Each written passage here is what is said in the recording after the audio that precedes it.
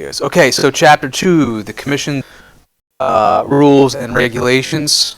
Some of this might seem like a little bit of a repeat, but we're talking about the license law and rules, places of business, where you can conduct business, where you can't, the trust and escrow account, regulation of documents, the broker-business relationship, broker-salesperson relationship, advertising, price fixing, probation, suspension, and revocation. So there's some of the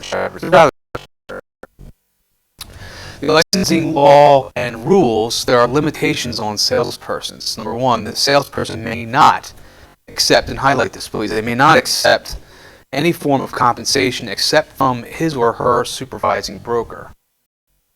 And what I mean by that, and you may have a broker manager that's running the office, but it's the broker of record.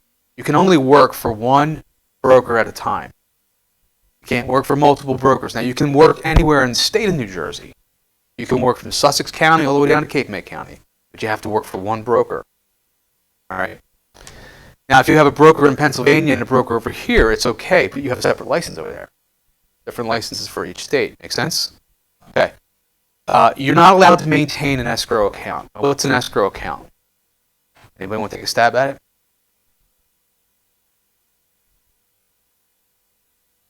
Yes, it's an account that's set up for deposits of other people's money. You cannot, as a salesperson, maintain your own account. Nor can a broker salesperson, but the broker of record must have an account set up.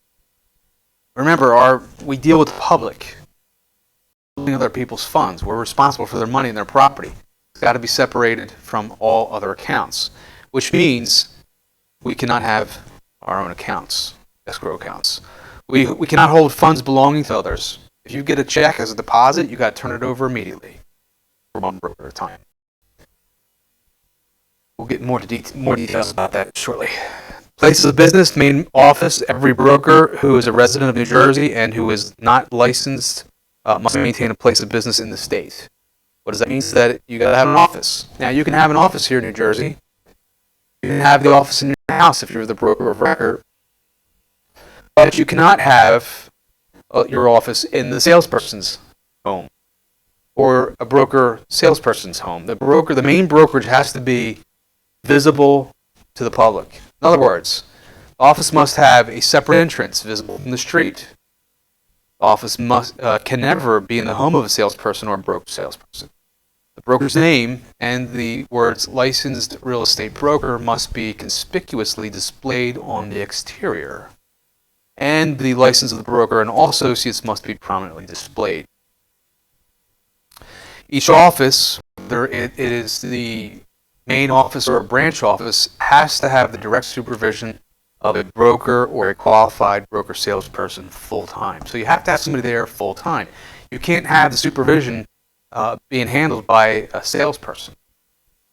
Okay, you have to have somebody who is there to supervise with a broker license. Again, the branch office, same deal, must be under the direct supervision of the broker or of the broker of record or the broker salesperson. Must have a duplicate license hanging in the office, and the names of all the licensees and the office supervisor must be displayed on the exterior of the building prominently, and it also must be recorded at the New Jersey Real Estate Commission. No branch office can be in the home of a salesperson or broker salesperson. And that's really what I want you to get out of this whole thing. You can't have a license in your house. Now, can you have a home office? Different than the main office. Having somewhere where you where you go to work on your computer at home, yeah, I hear you. It's okay. You can't conduct business out of your house. Does that make sense? All right, because you used to be able to do that. You used to be able to conduct business out of your house. You can't. Now, why is it that we can't conduct business out of our house, but we can go to Dunkin' Donuts and meet somebody to sign contracts? I don't know. Maybe because that's not where we're regularly meeting them. We're just going there out of convenience. Okay? So you cannot have your home office, but not business. Now, the trust account. The good old trust account. This is what gets people in trouble all the time. The trust account.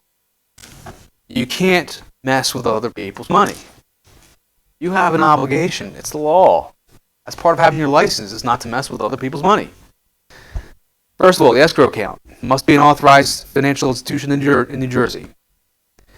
use the use of the money is for only the use of the account is for only holding the escrow deposits. New Jersey Real Estate Commission must know the bank account and the bank to which you're holding the money in. The account must be clearly labeled that it's an escrow account.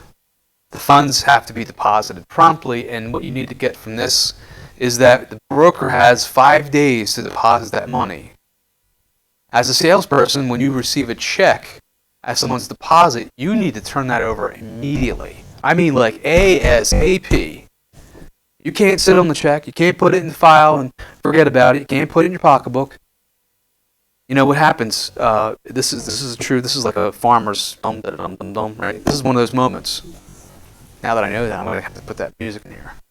This is one of those moments when you're the salesperson, right? You're going to meet your client at the Dunkin' Donuts, right? You sign contracts. They give you the deposit check. You take the file. You put it on your back seat. You're driving home. It's Friday night. You're happy as a lark. You just got something to sign.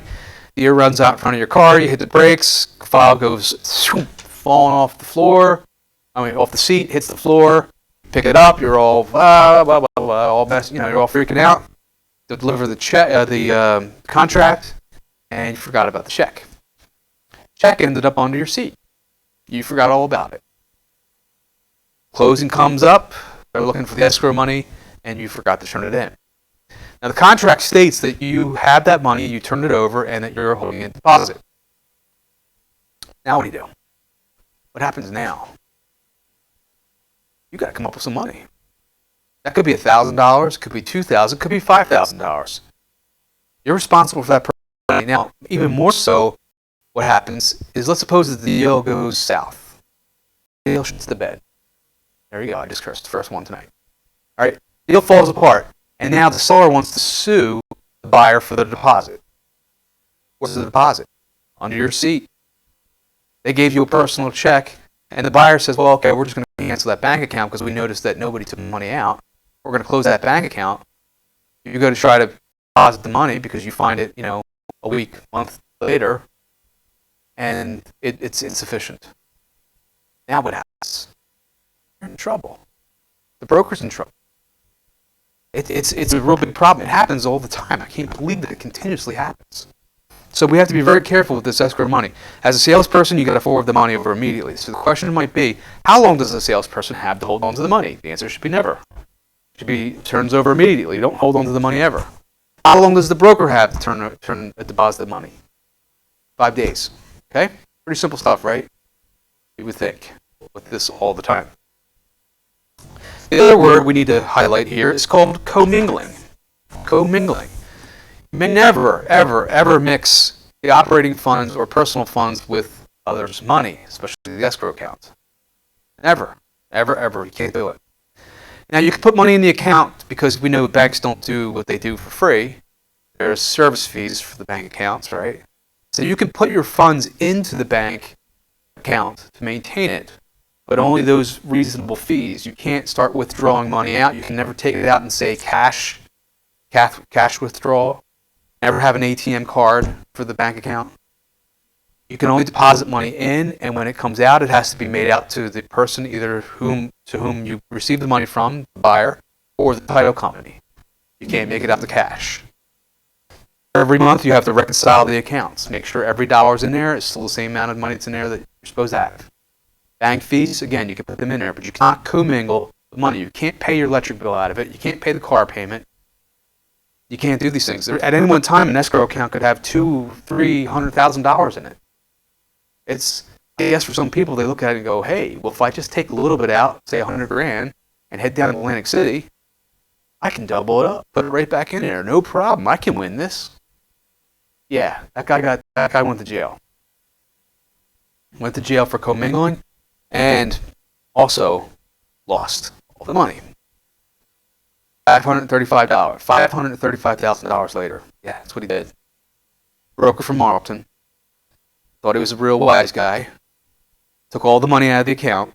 Went down to Link City thinking he had Lady Luck on his side, and he didn't have no luck at all. Lost it all and was sued. Lost his license too. Went to jail. Can't do it. It happens to lawyers too. There's a lawyer here in town, I won't mention his name, but if you know the case, he took the money, went down to Atlantic City, same thing. He didn't take as much, he only took $250,000. Yeah, some things just didn't go his way either. He was disbarred. So they take it very seriously as far as this escrow account goes. And I keep I stay in this commingling, this trust account thing for this reason. You'd be surprised, even if we talk about it, you know it, you read it, you get out of here, and yet agents will still mess with the escrow account. Brokers mess with the escrow account. Other people's money, we can't do it. Commingling, it's a word. Yes. Did you mean to say only brokers?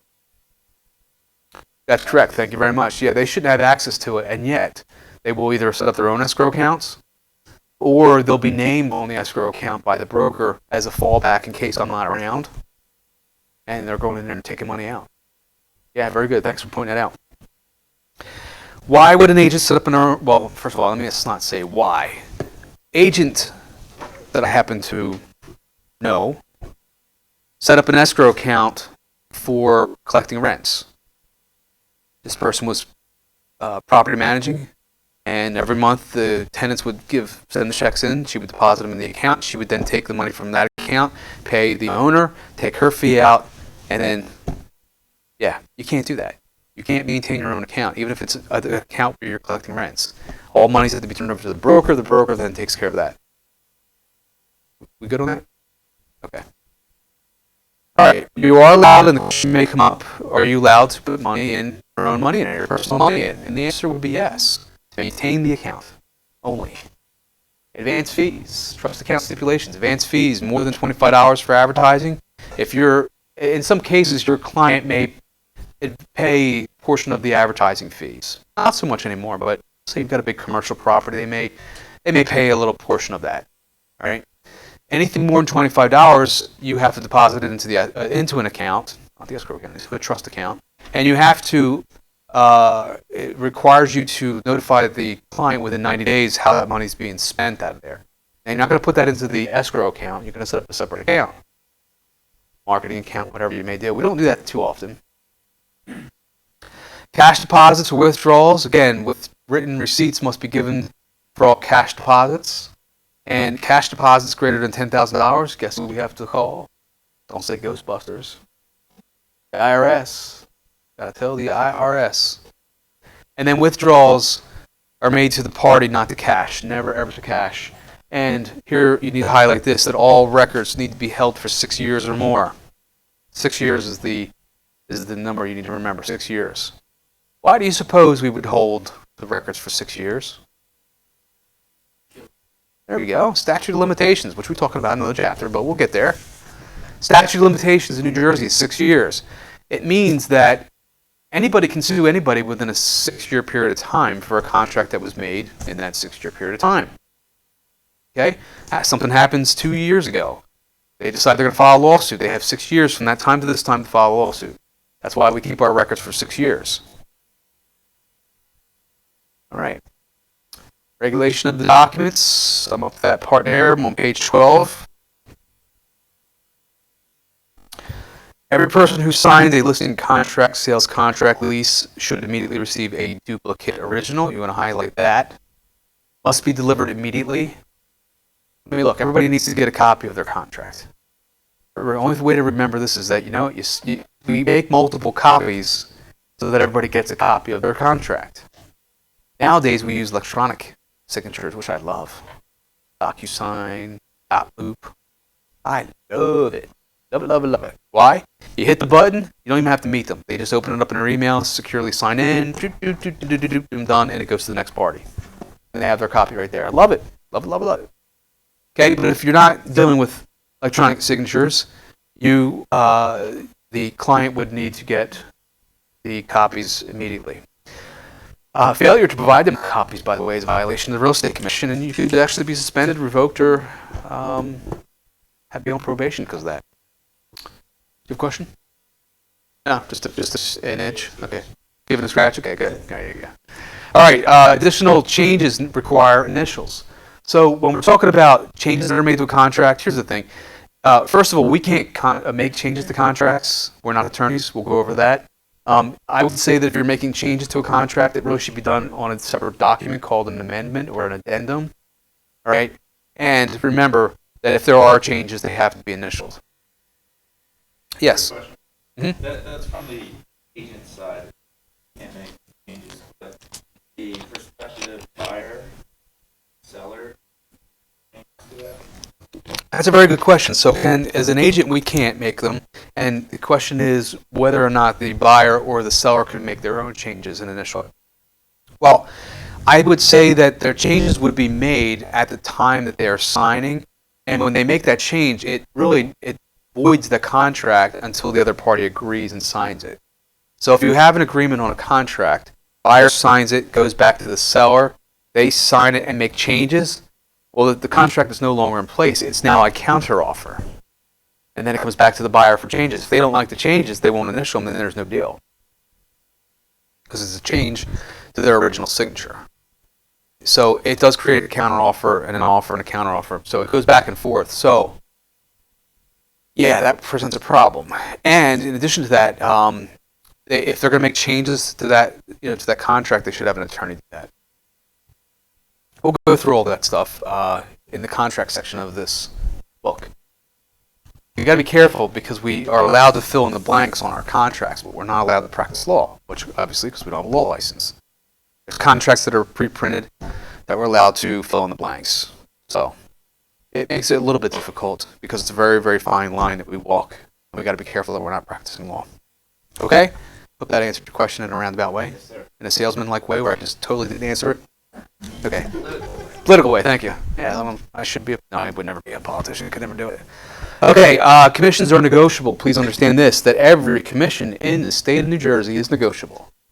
We cannot set a fee schedule. We're going to talk about the antitrust laws, the anti-Sherman laws.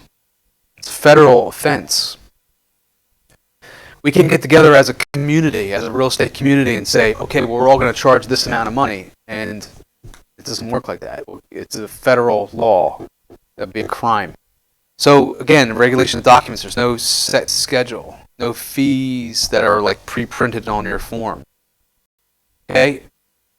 Licensees can prepare sales contracts. Highlight this. It is the test question. You need to know it. You can prepare a sales contract for a 1 to 4 family home and single building lots only. We cannot prepare contracts for commercial real estate. Only 1 to 4 family homes and single lots. The reason is because it's too complicated. It requires a lot of extra language, legal language, that we are just not in a position to do. We're not licensed to do that. All forms must contain the attorney review clause. Again, Chapter 10, we go over that. But the attorney review clause states something like this. As seller, you have the right to individually reach an agreement on any fee, commission, or other valuable consideration. No, I'm sorry, I skipped ahead of that. That's actually the clause that's stated about the all fees are negotiable. Then, the attorney review clause has to be contained on all of our forms because it has to allow the client to know that they have a right to an attorney. So if they sign this today, they have 3 days to take it to an attorney, business days, for the attorney to review it and say, yes, good job signing it, or why did you sign that form? We're going to cancel it. Yeah, that was the stipulation for us to do contracts, what the attorney said. That was the stipulation. They have to have this attorney review clause on all of our documents. It is what it is. Okay, all written offers must be forwarded to the seller within 24 hours. Regardless, if the seller said to you, I don't want any offers below what I'm asking, you have an obligation to present those offers to the client, even if it's below asking price. Questions so far? Nothing? Sound like boring stuff or what? Say yeah, it's okay. I'm not offended if you say it's boring. We're getting here. Okay. Then we go on to talk about trust account, regulation, permanent records, every 6 years. Must keep everything every 6 years. We talked about that. All offers forward within 24 hours. In addition to that, we must keep, again, all copies of unaccepted offers for 6 months. So if you have an offer that's unaccepted, you have to keep it on file for 6 months. So you remember 6 years, 6 months. If it's accepted, 6 years. If it's not accepted, then it's 6 months. Copies of contracts for sale and listing agreements, 6 years. Other records must be kept for 6 years. Oh, and by the way, the records can be inspected by the Real Estate Commission at any time. They could show up right now, well, actually during business hours because they're probably not working. They could show up at 9 o'clock in the morning and demand to see your files. Normally they're there to inspect because of a complaint, but they may just be doing random spot checks, and they can demand your files, and you have to produce them. A lot of times they're responding to a complaint about a particular contract, and then they dig a little deeper and they find something, and then they're like, you know what, let me see your escrow account. And you better make sure that escrow account is up to date and it reconciles. If not, there's violation, violation, violation. They just keep hammering you with violations. It's insane. Got to keep that in mind. Now, as a salesperson, you're not really affected by that, except for if the broker's license is then suspended, and we'll talk about that shortly. But you have to know that all that paperwork has to be in file. You have to turn it over. You can't keep it in your car or at your home office. So all the files have to be maintained at the broker's office. And that's what it says there. The very last sentence is that salesperson may not remove the broker's files. Now, nowadays we have this thing called a scanner, a cloud, somewhere up there in the cyberspace. I guess actually it's probably all sitting in Al Gore's basement. That's the cloud. A few more get the Al Gore joke, right? No, he claimed that he invented the internet. Yeah, just for you don't know. Yeah. Okay, thank you, Al. Anyway, we can now store these files on a cloud, and we don't have to necessarily maintain a paper file. But you know, I still do. I'm old school. I keep a paper file, have it on a cloud. I've got it everywhere. Those present some problems with the new rules and regulations with TRID, T-R-I-D, and the personal information identification of people. You know, identity theft, because a file is sitting around in my car. Somebody breaks into my car, takes the file. And now your information is being used. So there are some issues with that, with keeping the files, keeping your own. Okay, ready to talk about the broker relationship now? Licensees have an obligation to supply information on the business relationship. This would be called the Consumer Information Statement, which explains listing broker and the seller principal, the broker and the buyer, the broker's dual disclosed agency, and transaction broker. I'm on page, 13? Any licensee involved in a real estate sale, for residential sale that is, for 1 to 4 family dwelling, or the sale of a vacant 1-family lot, or even a lease transaction, is required to supply this information about the buyer and seller relationship. How do we represent them? That's the question. How do we represent them? Anybody have any ideas? Any ideas? Well, we could represent them as a seller listing their house for sale. We could represent them just as a buyer. Or we could represent both parties. Dual agency. Now, the thing with dual agency is that we have to disclose that in writing, and everybody has to agree. It will compromise their interest, their ability to negotiate. Okay? So we have specific duties that we have to maintain. The principal's interest must come first, always. Can't put your own interest before the principal's interest. Okay? We have to deal fair and honestly with all parties. And we have to have a reasonable effort. We have to take reasonable efforts to ascertain material information concerning that property. The physical condition of the property. And you have to do a visual inspection. You'd be surprised how many people don't do visual inspections of the property. They just list it for sale and that's the end of it. Well, you can't do that. We got to go out and see the property. Maybe there's something about the property that we need to note, disclose. Okay? We also have to determine the financial qualifications of where the buyer's coming in. So we have specific duties to our sellers. Now, if the seller chooses, now typically, okay, this is typically how it works, the seller pays the commission. They pay a commission, 3%, 6%, whatever it is. The seller may decide that they don't want you to cooperate or offer up some of your commission to the buyer agent. So they're going to sign what's called a waiver of broker cooperation at the time of listing. You have a question? Sorry, can I back up? Hmm? When you talk about Hmm? to possible change. Hmm? So let's say that notice there is brown as oil. Hmm? Say something about oil tank there.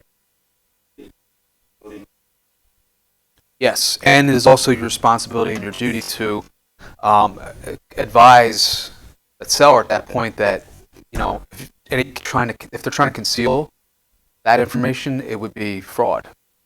So disclosing that information is one thing. If it's there, then your next step should be, well, how do we remediate it?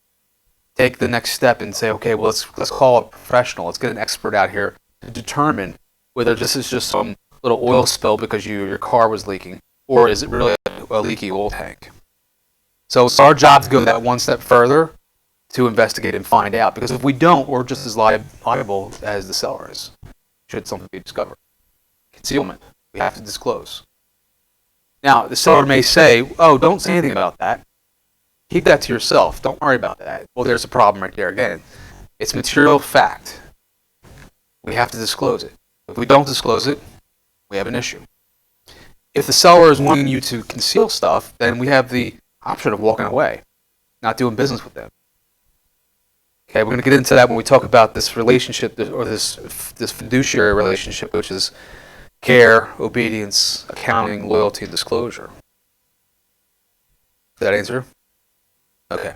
Yeah, there's going to be times, and it's a great question. Thank you for bringing that up.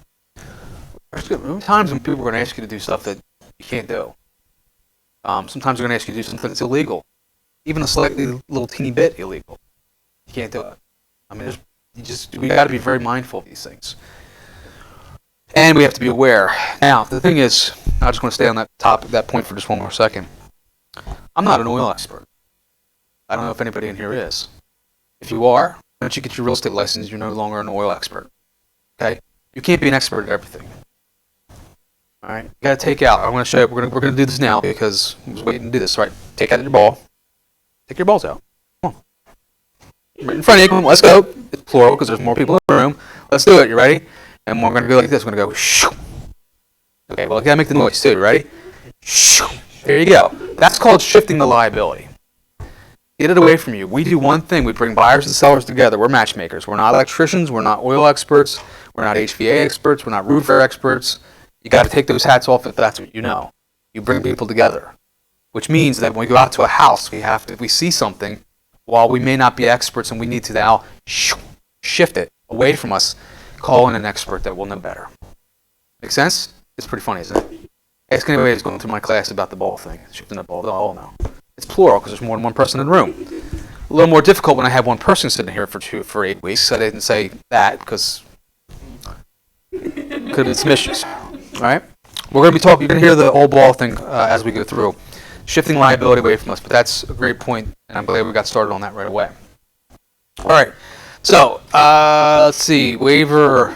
You think that's funny, right? You can still laugh. It's okay. I can pause the camera if you want. That's funny. Should I shine the camera on her? Really embarrassing. Okay, it's all good. It's all good. Okay, the seller directs a broker not to cooperate, then they must have this form that's on page 13 filled out, which is the waiver of cooperation. When we're talking about the buyer and the seller and our responsibility, so a long time ago, we did this thing called subagency, where everybody worked for the seller. If you were the buyer agent, you worked for the seller. We didn't have buyer agency, but if you had the buyer, you worked for the seller. Everybody in the brokerage worked for the seller. Called subagency. Well, in New Jersey, we don't practice that anymore. You'll see it, but we don't practice it. We have buyer agents. We have seller agents. The seller agent their principal is seller. Principal meaning the difference between a principal and a customer. How I want to set this up for you, because it's very confusing, which is why they got rid of it, but it's a little confusing. You own a retail store. You're selling, I don't know, dresses, widgets, whatever. You are the principal owner of the company, right? You're the sole proprietor. Somebody walks in the door and wants to buy a widget or a dress, or a widget and a dress. They are considered what? Well, they're the buyer or the customer. Okay, so the way we think about it is that if you represent the seller is your principal. The buyer is the customer. If you represent the buyer, the seller is the customer. The buyer is your principal. Does that make sense? Hmm? Yes. If a property is listed as the, Mhm. and there's an agent working for that broker, but not the one who listed the property, Okay. are you still seller's agent? So if you, so Let's say okay. I see that XYZ listed the property. I call an agent XYZ. Okay. Interested buyer. All right. Is that agent, even though she is not the one who listed it, Okay. is she still the seller's agent? Yes. Well, okay, so that's a great question. So for the purposes of the representation, let's jump back and start by saying that the broker owns everything. Broker owns everything. That's the broker of record. The broker owns your buyers. The broker owns the listings. So now asking that same question, if agents work under the umbrella of the broker of record, so everybody is a sub-agent to the seller, right? To which that firm represents the seller.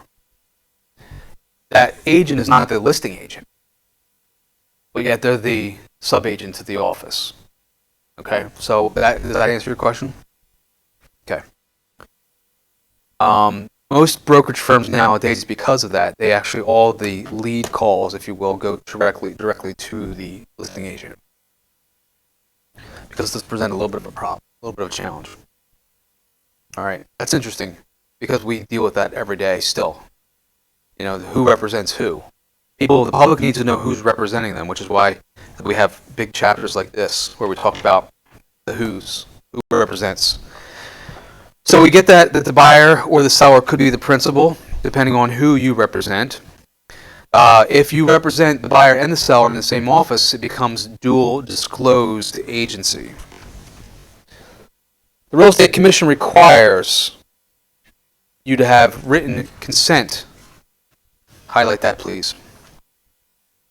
Although an agent cannot give first loyalty to two or more principals in the same transaction, New Jersey Real Estate Commission allows the broker to represent both parties in a transaction, provided that the broker obtains the parties' written informed consent of dual agency. It's interesting. I mean, I've practiced dual agency a few dozen or so times. It's hard. Because, let me just give you the scenario. Husband and wife get divorced. Did they go to the same attorney? Chances are not. Because somebody's getting the short end of the stick. And somebody's still getting the short end of the stick. But, I mean, they don't go to the same attorney for representation. And the thought is neither should they in a real estate transaction either, because you can't give priority to only to one person. You can only give priority to one client, one principal.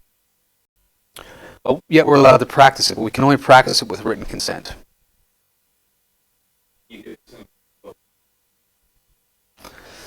The when I did it part, the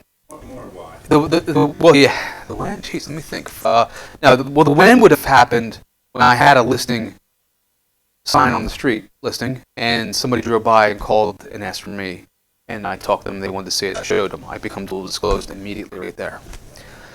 But why would be that our job is to sell the property. It's kind of a double-edged sword if you think about it. I mean, our job is to list the property for sale and to obtain a buyer.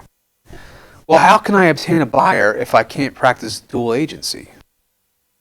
Right? And I'm not going to have all the buyers in the world. There's 3,500 agents. I'm not going to have, I mean, if you think about it, if 3,500 agents had one buyer apiece, that's way more than I have right now. More than I can even handle. So it really limits the exposure that the seller may have if they don't want to practice dual agency. So there's some issues with it. It's just that we have to disclose it in writing. The reason we disclose it in writing is because, well, here's how it works. I apologize, I'm just taking these lozenges, just devouring this bag, 'cause they're actually good and my throat is really hurting. But the reason, well, let's talk about the scenario. Okay, first of all, you're at a barbecue, all right? Everybody's got a couple of drinks on. Someone comes up to you and says, "Hey, I hear you're doing real estate, Jared. I would like to buy a house. As a matter of fact, I saw a property that had your name on it. Can you tell me more about it?" And you're all happy, and all of a sudden you sober up like that. Because you're like, I'm going to make myself some money at this party, right? And yet the first words out of our mouth has to be about this agency relationship. Because the minute that buyer, me, starts talking to people, "Hey, listen, I just got an inheritance and I'm looking to use my money." Now you know that I have an inheritance. You now have more knowledge about my financial situation so that you can take that back to your first fiduciary, your first principal, which is the seller.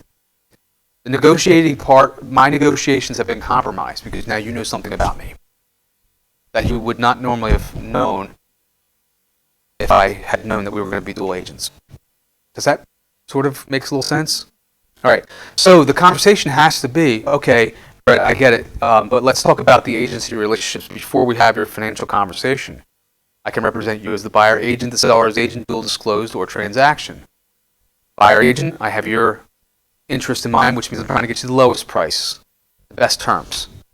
I represent you as the seller's agent, I'm trying to get you the highest price and the best terms. See where there's a problem? I can't try to get you the lowest price and him the highest price at the same time. Doesn't work. Doesn't work. And then we have this thing called dual disclosed agency where I represent both parties and I only can disclose material facts about the property, not about your financial situations, other than the fact that you're qualified to buy the house. I can't tell the seller that the buyer just won the lottery or got an inheritance, whatever you want to call it. I can't tell you that that person is a millionaire. I represented a lot of the professional ball players in my time. You know, the Eagles, Phillies, Jim Rollins, Ron Howard, just to name a few. Name dropping, yeah, it makes me cool. Jamal Jackson, Greg Lewis, Peterson, Trent, Cole. That's enough, right? Okay. So, yeah, I'm just, yeah, I did actually represent them. I had stopped Ryan Howard, yeah. That was before when he first came up. But long story short is, I could not disclose that I was working with them. In fact, I had to sign a non-disclosure, non-compete form with their agents because of that. I couldn't say, "Hey, guess what? I'm showing Jamal Jackson like 85 properties that are all $1 million properties. Let's go. Meet me there." I couldn't do that. I couldn't even in negotiations do that. Now, they see his name come across the offer form. They're going to say, "Hey, he's the Eagles guy." But a lot of times they wouldn't do that. They would do it in their agent's name or do it in a corporation name or something else. So it would present a problem because they're going to say, "Well, I'm not negotiating with him. We know he just signed a $10 million deal with the Phillies." Now what happens? We got a problem. Because now the buyer's compromised. And so we got to keep their information confidential. We'll learn about that again. There's a little bit more detail in the next chapter. Keep pushing it off to the next chapters. Hopefully that answered your question, right? Good. Very good. All right. So the broker salesperson, I'm on the bottom of page 14. Okay. Page 14. Dual disclosure. Highlight that. Broker as a transaction. Broker as a transaction broker is where we represent nobody. Uh-oh. What do we have here? We got a pop quiz. How about that? So, it's moving very slowly. So anyway, throughout our course, we also pop in some pop quiz on the screen for you.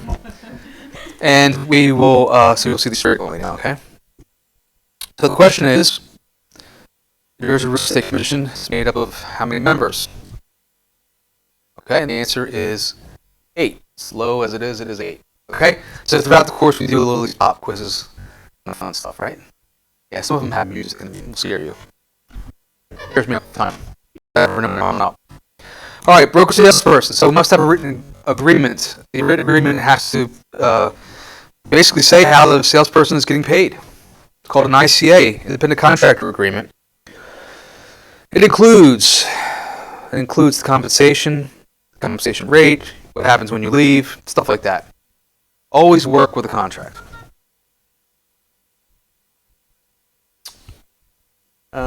Pretty much that's all there is there. All monies have to be accounted for within 30 days after the salesperson leaves.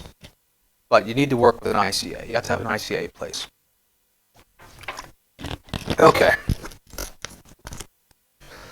Well, here's the deal.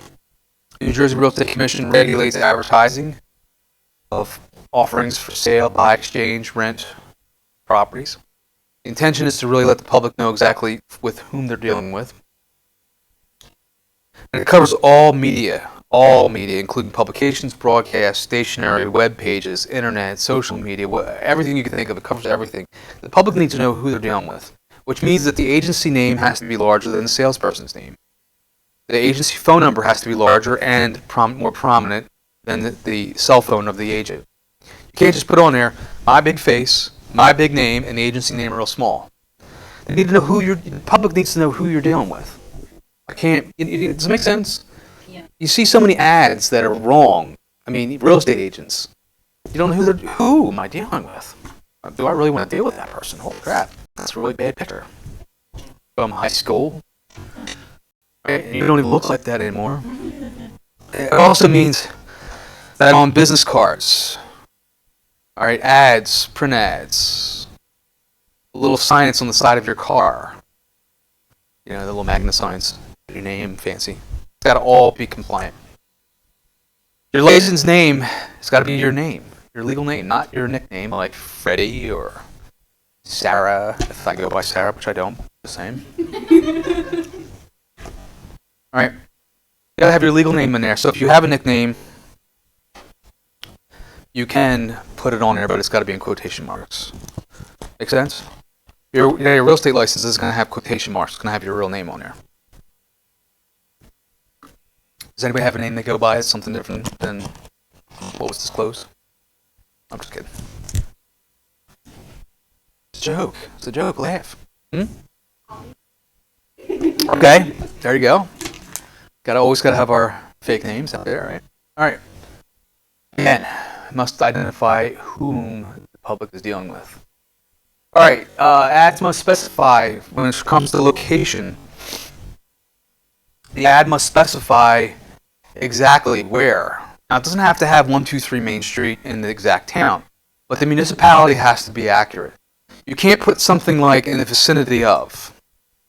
I mean, we know that this happens, right? When you've got a property that's really in Pennsauken, but you're saying in the vicinity of Cherry Hill. It sounds better. Can't do it. Got to have the exact municipality. It's got to be exactly where the property is located. All right? Now, you can contain the exact address, but again, it's got to have the municipality. Now, with that being said, and the question comes up, well, this location here says Sewell. This is really Washington Township. Mailing address is Sewell. There's also Turnersville mailing address down the road, and also Blackwood. It's got to be where you pay your taxes to is the location. That's the municipality location. You pay your taxes to Washington Township, and that's Washington Township. Is that all right? Make sense? It happens a lot, especially with Blackwood. It's very confusing because it's so confusing. It's more than confusing. And can you imagine the public being confused? So that's why we got to make sure. All right. When it comes to home warranties, ads must state whether or not the inspection is required and whether or not the buyers are responsible for the payment of the the home warranty. You can advertise a free home warranty as long as it's stated the terms. Financial ads may not discriminate under no circumstance. You can't have the payment in there without having the estimate or what's called to qualified buyers. We'll get more into that when it comes to the mortgage section, but payments with interest rates and things like that, we've got to really tell them what they're getting. If you're advertising $500 for the payment, you got to have all the terms, which is why we don't do it anymore. Car ads, you see them on TV, right?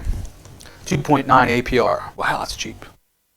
Payment's going to be $169. That's cheap too. But then you got to read the fine print, which you can't read because it's too small and it's going by fast, and it really says all the details.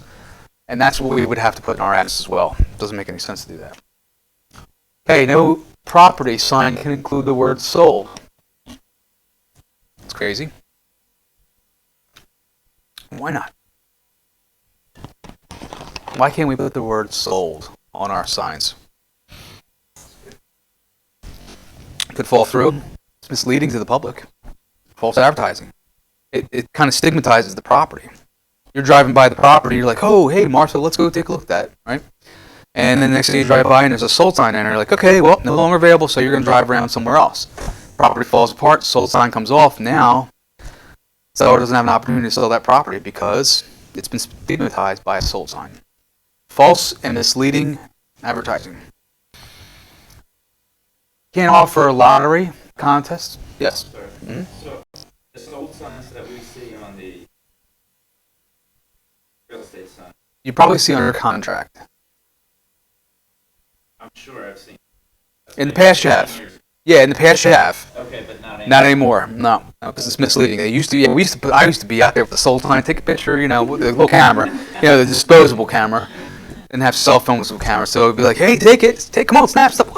There's a sold sign. I'm holding it on there. But what would happen is the property falls apart. Now it's misleading the public into thinking, and also it hurts the seller. Because now they don't have any more traffic, and I wonder why don't I have any traffic? Well, it's because we put a sold sign on there, and we told everybody that it was no longer available. Again, when you offer something for free, it must genuinely be free. Free offers cannot be linked to a lottery, contest, game, or other drawing. It's the state of New Jersey. We have lottery laws. Offers for free appraisals are prohibited. We're not appraisers. Free CMAs we can do. CMA is a comparative market analysis. We'll get into more details. And no ad can be discriminated. It can have any discrimination. It can be linked to discrimination. You can't say for this particular group only. Chapter 4, Fair Housing.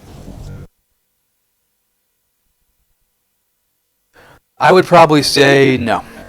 That's going to be a whole interesting thing. Yeah, only because I'm recording, I'm not going to have that conversation. But I'll turn the button off and we'll have that conversation. Commission rates also, again, everything in New Jersey is negotiable. You can't have fixed commission rates. Price fixing, let's talk about that.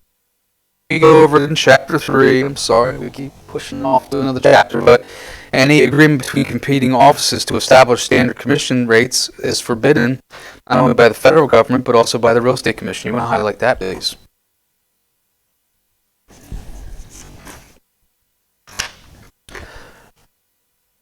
It's the violation of the Sherman Antitrust Act and also the Antitrust Act itself, and more details, but it's against the law. Yes, in question. Hey, you said that a couple of times, it's 3%. Sure. Just say standard. We say standard.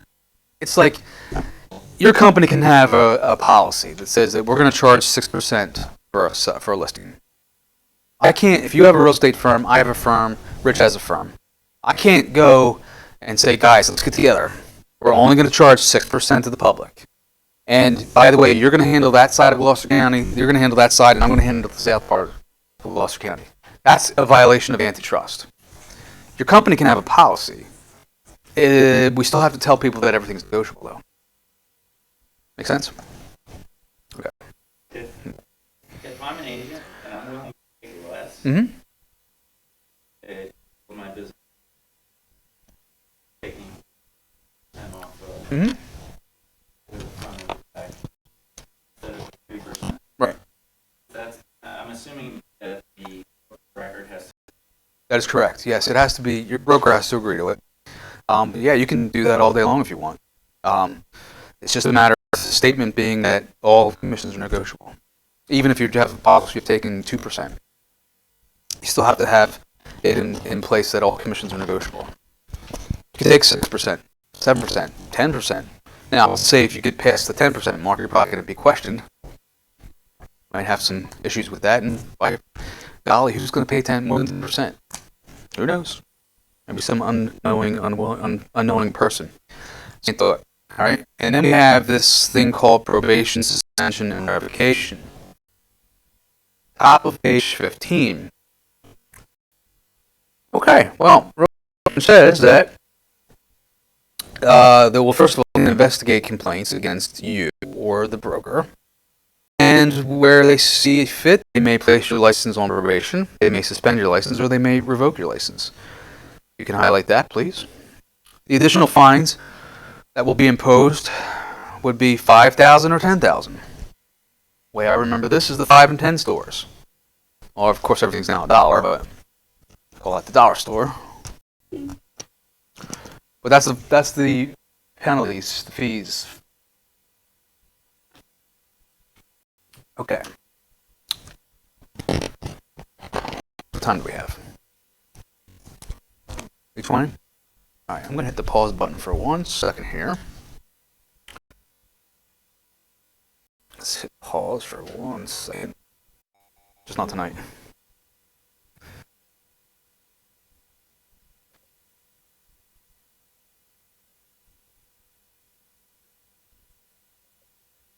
Okay. There we go. I'm getting the hang of it. Alright, so the Real Estate Commission can suspend your license, they can revoke your license, or they can put you on probation. The fines are $5,000 and $10,000. Basically, they have to give you, and highlight this please, the Real Estate Commission has to give you 10 days advance notice of when it occurs. Oops, back up for that. And also, if the Real Estate Commission suspends the broker's license, I'm down on 15 below procedure. It says when the salesperson is disciplined, the broker's license may or may not be affected. Highlight that, depending on whether or not the broker had guilty knowledge. When the broker has guilty knowledge, okay, it means that they had knowledge of it. They did nothing just going on. Slide. All over the place here. Okay, guilty is right in front of me. Okay, so your broker's there to supervise and to instruct and guide. And if they're not supervising and guiding and instructing, well, then they have guilty knowledge. Now, it also may be a case where the broker really didn't know what was going on, had no idea what the agent was doing. And again, I think the judge would look at you and say, well, you have a broker's license. You have more knowledge, more experience. You should have. Okay, there's just sometimes some things that the broker's just not going to know, especially if the agent's doing it roost, underground or things like that. But the broker should always know what's going on. Now, the commission also says here that the licensee guilty of third violation of any of the articles may actually be considered a repeat, and they will lose their license and never hold a license again. I want to go down a little bit further and talk about this right here. It says during the time the salesperson, just above that rather, when the broker's license, highlight this because this is a test question, starts off with when broker's licenses are suspended.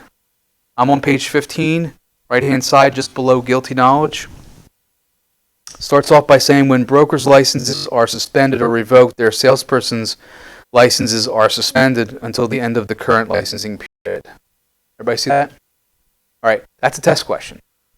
And the way the test question is going to read is that your license is revoked. Well, no, your license is suspended if the broker's license is revoked or suspended. The question is also going to read that you can affiliate with another broker. And that's not the answer. That's one of the answers, but it's not the answer. The answer is that your license is suspended. I know it says in the book that you can affiliate with another broker. You can. That's the solution. But what happens to your license when their license is suspended or revoked is that your license is suspended until the next renewal period.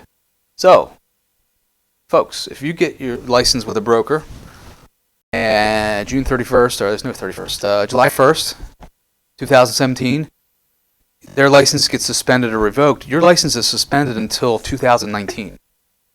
Now, the solution is you can affiliate with another broker, you call the Real Estate Commission, and they'll release your license. That's the answer. I mean, that's a solution, rather. But the answer to the question is, your license is suspended when the broker's license is revoked or suspended. Make sense? Yeah, what happens to your listings? Good question, huh?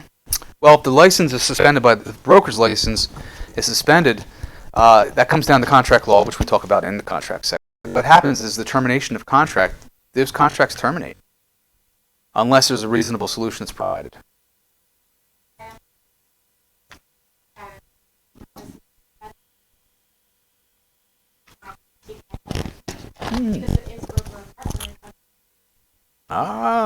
This is going to be a clever class, I can tell. If it's suspended, then no. If it's revoked, then yes. Very good question. Broker's license, yeah. Yeah, very good question, by the way. Very good question. Okay, also at the bottom there, and we're going to wrap up here, page 15, violations where the Act specifically mentions that you can lose your license for, be suspended, or on probation, making false promises, acting for more than one party. I'm going to have you read the rest of those all the way down on page 16. Okay, that's all the things you need to. There's a lot of stuff on there, a lot of stuff there. So I want you to read that. Pursuing flagrant or continued course of misrepresentation, failure to act or pay the monies belong to others, conduct is demonstrating unworthiness or incompetence, dishonesty, bad faith, providing a client with a copy, failing to provide a client with a copy of the contract. I mean, it goes on and on and on. The list is outrageous. Any questions? No? You sure? You have no questions for me?